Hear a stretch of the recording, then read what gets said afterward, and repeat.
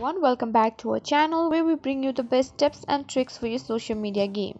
If you're new here, don't forget to hit that subscribe button and click the bell icon to stay updated with our latest content. Today we're going to learn how to add a fun and interactive shake to reveal effect to your Instagram stories. This is a great way to engage your followers and make your stories stand out. So without further ado, let's get started. First, open your Instagram app and go to your story by tapping on your profile picture. Now choose any of your picture. Next, you need to capture after you've captured a photo or selected one from your camera roll that you want to add the shake to reveal effect. For this tutorial, I'm going to use this photo. Now text. Next, tap the sticker icon on here frames. You can choose whichever photo you want. I'm gonna be clicking on this.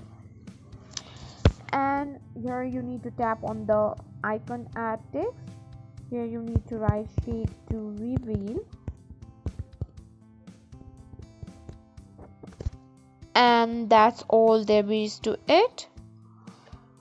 And this is how you create a fun shake to reveal story for your Instagram. If you found this video helpful, give it a thumbs up and don't forget to subscribe to our channel for more tech tutorials. Thanks for watching.